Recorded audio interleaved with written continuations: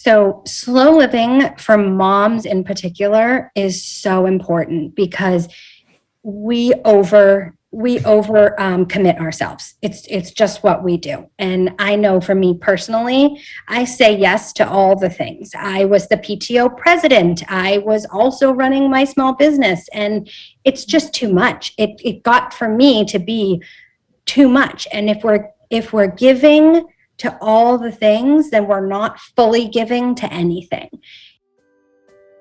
Hi there, Soulful Mama. Welcome to the Soul Care Mom podcast. I'm Catherine Wilde of soulcaremom.com. I'm a mom of 3 amazing kids, a soul care mom coach, and a yoga and meditation teacher.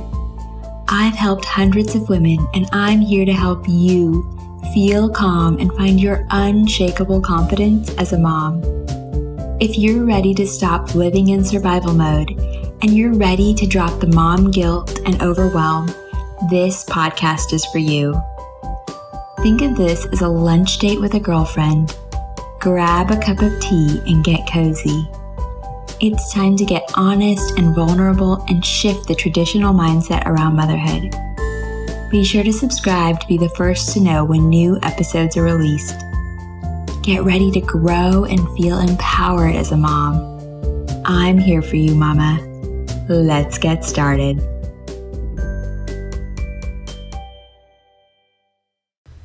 Do you feel rushed by life and just generally overwhelmed, Mama? If you are ready to slow down and create more space for you in your day, you are not going to want to miss this episode of the Soul Care Mom podcast, where I chat with Tiffany Williams, the owner of Aud El Apothecary. She shares how we can practice slow living and create more space for self-care through a slow living lifestyle. I love the simple tips she shares. You are going to love this episode. Hi, Tiffany. Thank you so much for joining me today. Hi, thank you for having me. I'm so excited. Yeah, so I am so excited to talk with you because I feel like we're on the same page when it comes to self-care, and I'm really excited to dive into the idea of slow living with you. But first, could we start by just sharing what self-care and soul care mean to you and a bit about your journey with self-care as a mom? Sure, yeah. So I think really it goes back to, I think I came to self-care, mindfulness, slow living, kind of the way a lot of people come to it, which is through just hardship and difficult times and not really knowing where to turn when things are not going well. So in particular, when my youngest was born, she's 9 now, but when she was born, her birth was a challenge for both of us. Physically, it was just pushed us both to the limit. And when we were about to get discharged, we thought everything is good. We're ready to go home. We're both healthy. She actually had a seizure the day we were checking out. And so we went from ready to go home to a tornado. Our lives were like thrown upside down, and she was swept away to the NICU, and my husband and I were just standing there kind of just not even knowing what to do. And he has a deep history in mindfulness and meditation, and so he just took a hold of me and said, we're going to slow this way down. We're just going to do the next thing. Right now, the only thing we're going to do is walk to the elevator. That's our only job. And so we just basically lived that way for the next 10 days, just super, super slow, hyper focused on the exact present moment, because as soon as we got too fast or too far ahead of ourselves, when your mind gets that much chatter, it can't function. It really needs to like scale way back to basics. And so we just did the next thing the whole 10 days. We just walked to the bathroom. That's all we were doing. We're just going to change the baby's diaper. We're just going to do this very next thing. And it really opened my eyes after that. Once we got home, she's 9 and healthy and wild and free now. It's totally fine. But really those 10 days showed me how powerful our mind is and how powerful it is to really quiet the noise around us. So that's really how we live our lives now. And even in times of joy, like really, really high, exciting times, practicing mindfulness and slowing down and being present, we're so good about, turning inward when things are difficult. But when things are joyful, we often just skip over it, or we're quickly like, oh, I don't want this to end. And we kind of put that cloud over it. But really slowing down and appreciating the sun on your skin and just the small moments. Living small and slow is the way to go. Yes, absolutely. I love that you said that. And I think that's part of why we practice mindfulness and meditation and those sorts of things, because doing it in those calm moments helps us to practice it in all the moments, especially the challenging ones where things are already crazy. Right, exactly. It's easy to call on when you're in desperation, but really need to practice it in all times so that it's like second nature, and we're really not kind of getting out of that zone at all. Right. Yeah, that it's so powerful. Like you said, there's always chatter going on, and that's what our minds are meant to do. They're meant to think, but we have the power to focus or drop into our hearts. So I love that. Yeah. And I love that we're talking about, living this way. So daily self-care, and the idea of something that you talked with me about or mentioned to me was the simple, like keeping things simple, because mom life is already really complicated. We already have a lot to do, decisions to make. And so simplifying things where we can is wonderful. And I loved your idea about the tip you shared where standing in the grocery store line and just giving yourself a hand massage. Yep. So can you talk to us a little bit more about like small ways that we can bring self-care into our days? Sure. Yeah, I think self-care small moments are so overlooked and so crucial. Like every day, all day, checking in with your emotional, spiritual, and physical self regularly. So that one in particular I love to share is like, you're just standing in the grocery store. You can give yourself a neck massage. You can shut your eye. You don't even have to shut your eyes. You can do a body scan. Just feel every part of your body going down. You can take 5 deep breaths. Lots of little check-ins like that. One thing I love to share is Thich Nhat Hanh always talks about mindfulness bells. So pick something out in the world, like a traffic light, for example, and every time you see a traffic light throughout your day, you do 5 long, deep breaths, the deepest breaths you've taken all day. And it's just you see traffic lights all day. So it's a constant way to kind of check in, every time you see that one thing. But other things, focusing on doing your daily habits mindfully. So you can brush your teeth mindfully. When you get up in the morning, moms, I know for me, for sure, I feel like the second my eyes open, it's go time. Everybody's busy. Everybody's needing something.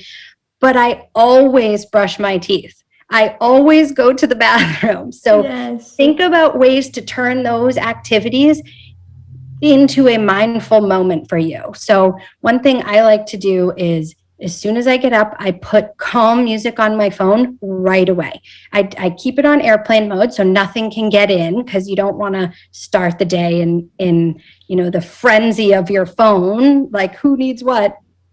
So keep it on airplane mode, but put on just calm, no words music. And then when you're in the bathroom, close the door, brush your teeth mindfully. Feel how the toothpaste feels.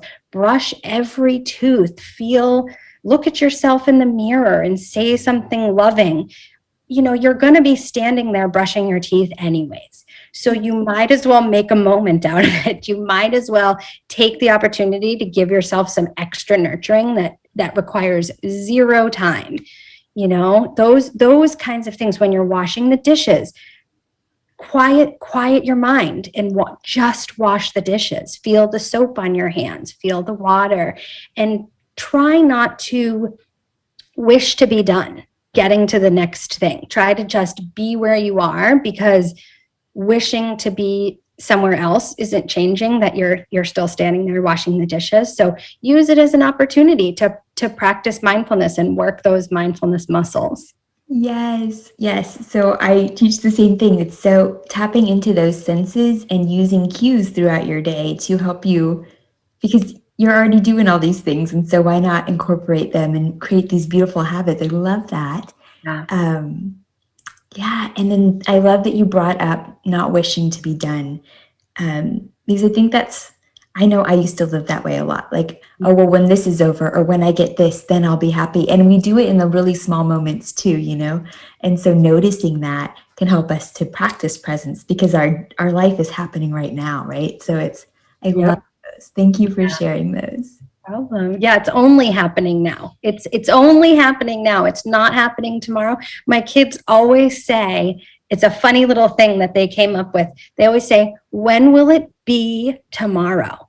And if you think about it, it will never be tomorrow, because tomorrow is always in the future. It's always the next day. So just all we have is right here, yes. What we're doing. Yes. Oh, I love that so much. Okay, so let's talk about slow living some more. I think this past year or so has asked us all to slow down a bit. Okay, so can we talk about what is slow living? What does it mean? And how can having a slow living lifestyle be part of our self-care? So slow living for moms in particular is so important, because we commit ourselves. It's just what we do. And I know for me personally, I say yes to all the things. I was the PTO president. I was also running my small business, and it's just too much. It got for me to be too much. And if we're giving to all the things, then we're not fully giving to anything. And so we have to start first by working on just the thought process of, I would rather do a few things with my full intention and my full energy, rather than give a lot of things just a fraction of my attention and energy, because your kids can feel when you're not there 100%. They know when you're on your phone because work is calling, or you're just exhausted, which we all are. So I really start with suggesting that we cut out whatever we can cut out. I think the pandemic has really taught us a lot that we don't need all of the activities. We don't need to sign up for every class, and our kids don't need to be busy every day after school. And if we can try to hold on to that as we come back out eventually of this pandemic, what everybody needs at the end of the day is to just sit on the floor and talk. That's all we need. That's all our kids need. So slowing down our commitments, slowing down what we agree to do, because when you start agreeing to do things and you get that feeling inside that's like, oh, how am I going to manage this? That's a sign. That's a sign that you shouldn't be doing it. And when you put out into the world that you're a yes person, well, then the world is going to keep asking. It's going to keep trying to, get more. And it's just the way life works, So slowing down our commitments and really kind of trying to be more present at home, and slowing down our actual activities, slowing down and just doing the things that we're doing. Like I said, with the dishes, if you're doing the dishes, just be doing the dishes. That's all you have to do. Try to enjoy it. And one other thing I like to kind of say, which is fun, is when you're in a mundane task, visualizing is kind of a form of meditation, that's fun. It's intentional visualizing. So it's kind of like affirmations. When you tell yourself something over and over again, we're always just telling ourselves a story. And a lot of times it's not a great story. We're really good at reliving those negative moments. But instead, if you're having a hard time really being present with the dishes, use it as an opportunity to visualize like an intensely positive experience you've had in your life, and you will physically feel those feelings of joy. So kind of just slowing down, focusing on what we're doing, less commitments, and doing the things that we're choosing to do with intention. Really, really intention and purpose, and giving it all of our energy. Yeah, I love that so much. I love that you said that with creating boundaries, like being able to say no, because I think when you do say no, well, anytime you say yes, you're saying no to yourself, right? You're cutting out that time for yourself, and it's so beautiful to have that space for yourself. And then I love that you took it a step further in that we slow down in the things that we're doing, because I do feel like I find myself rushing through things when I don't necessarily need to be. Yeah, we don't even intend to be rushing, and we just naturally are. It's the same way our jaw just naturally clenches. Like, it's just what our human body has evolved into. So it is work to kind of undo those things. Yes. But one thing I want to mention about the boundaries is boundaries. I have a good friend, and this is her quote. So she always says, it's not an electric shock that has to shock people. It's not a fence that has to shock people. It's a warm light that's wrapped around you. So it doesn't have to be this harsh thing. I think when people hear boundaries, they think, oh, that person did something wrong to me, I need to set boundaries. And it's kind of has a negative connotation, but really it's just a protection around you. It's just choosing yourself first before you choose everything else.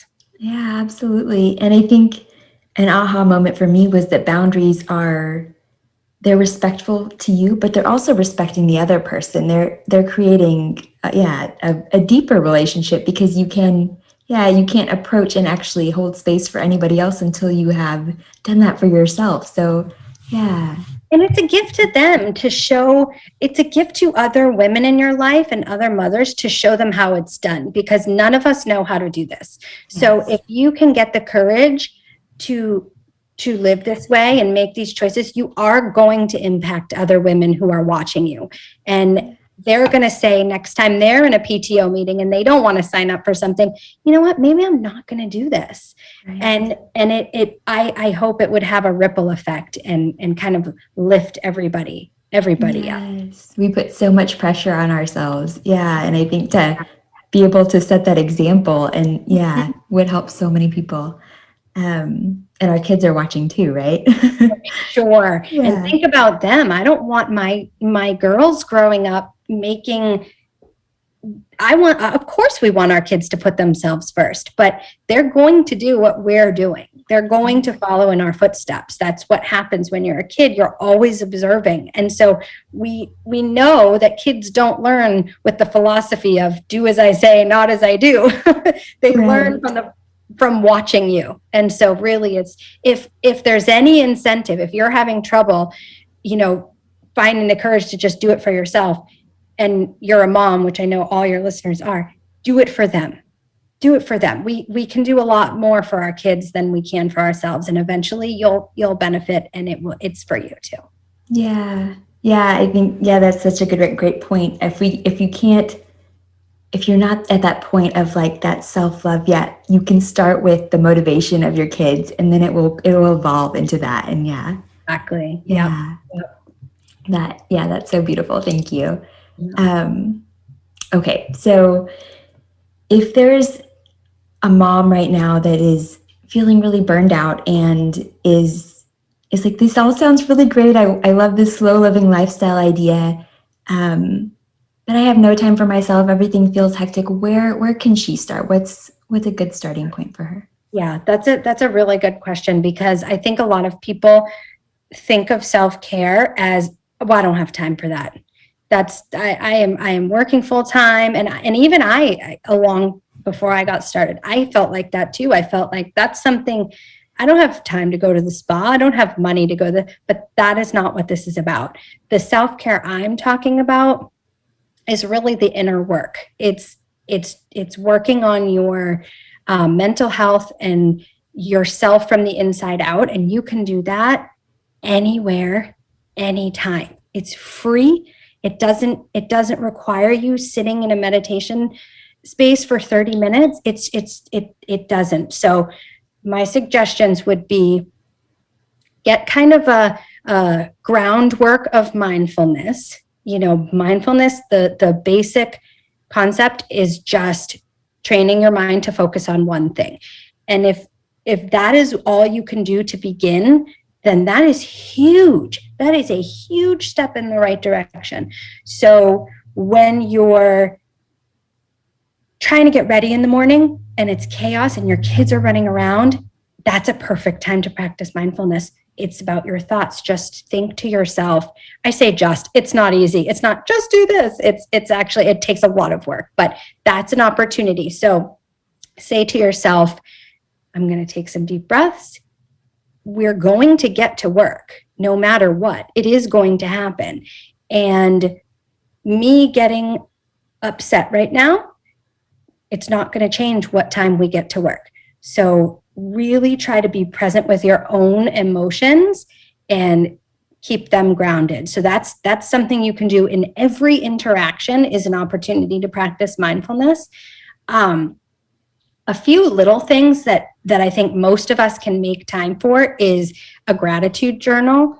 That's a really powerful tool, because I think when we're getting lost in the chaos of our lives, especially someone who's thinking, I don't have time for this, my life is so busy, this is a great place to start, because it really helps us shift the think of your thoughts and your energy kind of rolling in one direction. And once it's going in that direction, it's hard to kind of yank it back to go into the other direction.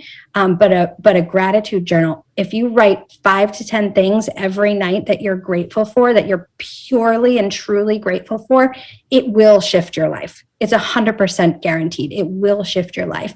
And it takes 1 minute. So we can definitely add that in.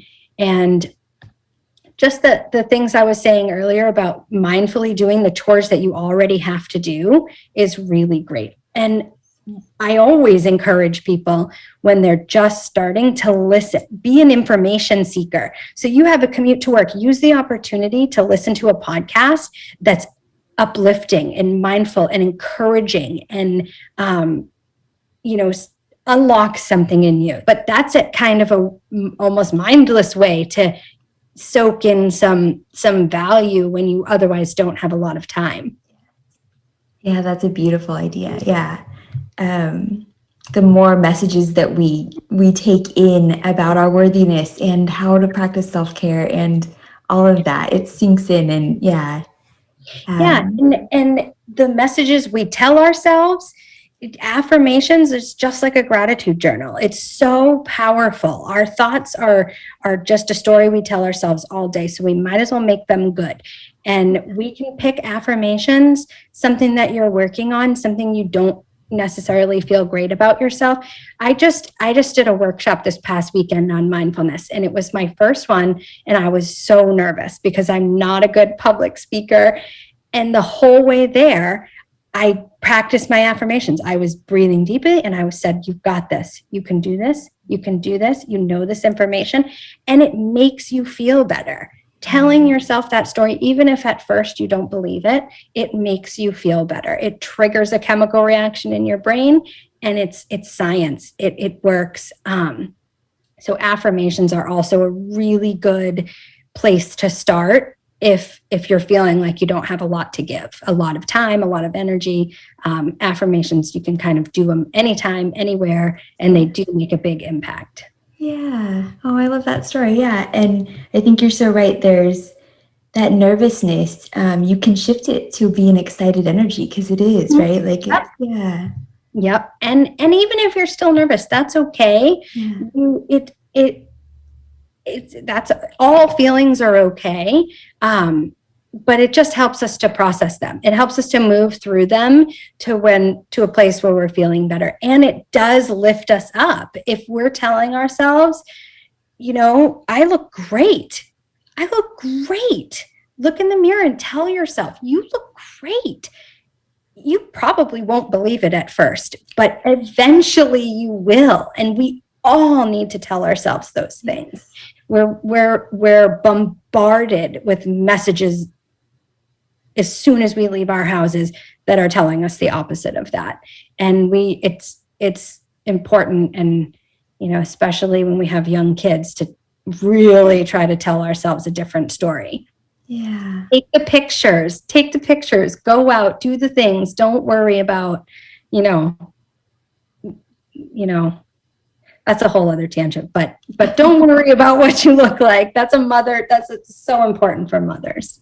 Yeah, no, I think you're so right. There are so many messages coming at us, and so and all the things that we've grown up hearing too, that's all in there. And so being intentional with the affirmations and shifting the thoughts that we're repeating in our heads, without really realizing it. So shifting them to more positive, empowering thoughts is a beautiful practice. Yeah. Yeah, it really is. Yeah. So I would love to hear. You've shared so many great tips for how to bring self-care into our days without much time at all. And so what are some of your bigger self-care practices? What do you like to do when you do have the time?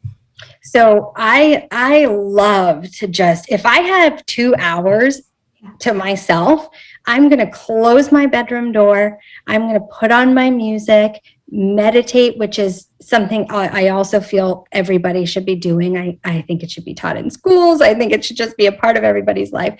But I'll meditate.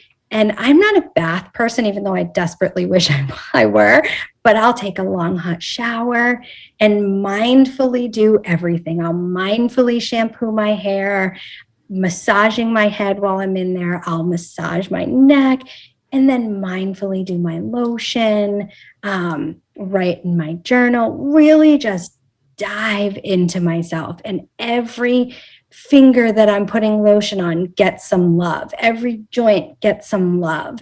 And when you do something so mindfully like that, it fills you up. And we're so used to quickly just getting ourselves ready. If we can really slow down and stretch it out as long as possible, even in the morning when I make my coffee, that's one of my favorite parts of the day. I don't like getting up in the morning, but as soon as I think to myself, oh, I get to have coffee, it gets me up and I go downstairs. It's like a whole ritual, boiling the water. So I love to do that. I love to be outside as often as I can. That's my happy place for sure. And we kayak a lot, so being on the water is good. Those are kind of like the bigger things if I have a lot of time to devote to myself. I love getting my hair done, getting a facial if I possibly can. Getting my eyebrows done is such a treat. And the woman who does my eyebrows is like so wonderful. So it's like also a therapy session. Nice. Those kinds of things, it can trickle into every part of your day. And I talk all the time about putting lemon and ice in your water, because if you sip regular water, sure, it's hydrating. It's going to make you not thirsty anymore. But if you take the time and energy and intention to slice lemon and make it ice cold with it's just so satisfying. It's so nourishing. So I do those things all day, every day. I love those. Yeah. Oh, those are beautiful. Yeah. So, okay, if you've been on this beautiful journey, and if you could go back in time to when you first became a mom, what would you tell her? What advice would you give her?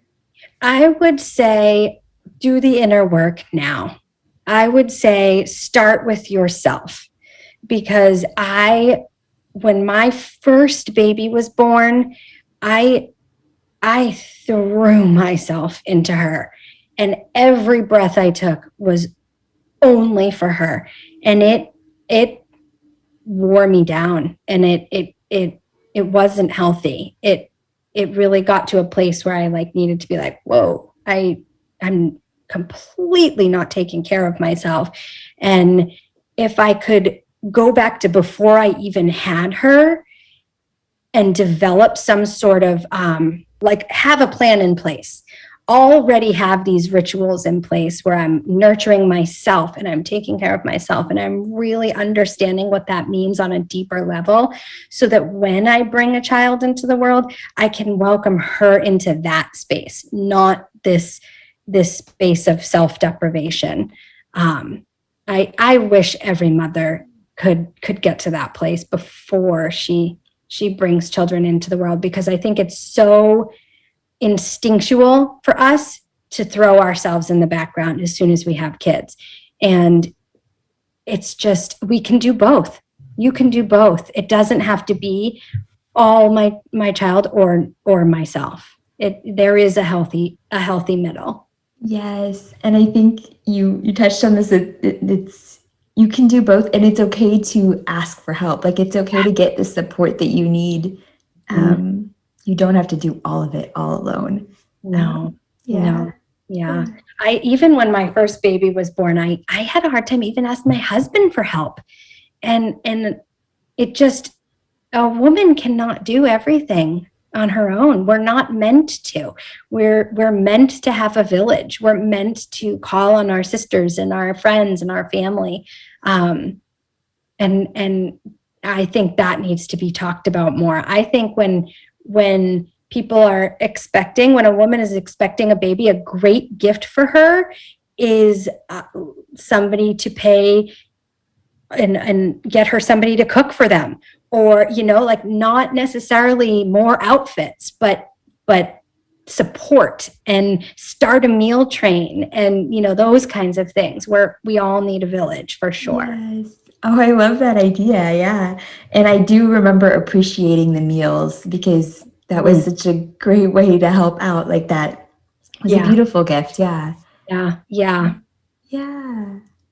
So this was so lovely, and I absolutely love this conversation.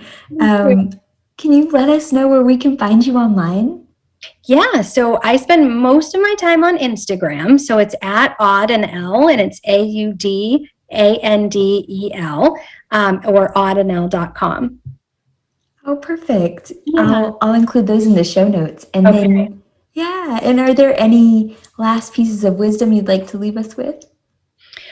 Just start taking the steps in this direction, start walking the path and seeking out information, and you will get there. And once you get there, once you're feeling the benefits of mindfulness, share it and spread it to all the people that you know and love. Oh, I love that. Thank you so much for sharing everything, your tips, your wisdom, your story with us today. Thank you. This was so beautiful. Thank you so much for having me. Thanks for joining me, Mama. I'm over here smiling from ear to ear and giving you a big virtual hug. I love spending this time with you. You are amazing for showing up and carving out this space to nourish your soul. If you are loving the Soul Care Mom podcast, be sure to subscribe and leave a review. And if you are ready to start your mornings feeling calm and energized, get the Kickstart Your Calm Morning Guide, a self-care morning ritual for moms, as a free gift when you join the Soul Care Mom community. Head over to soulcaremom.com/kickstart and enter your email address to get your free gift and start feeling like a calm mom today. Sending you so much love, Mama.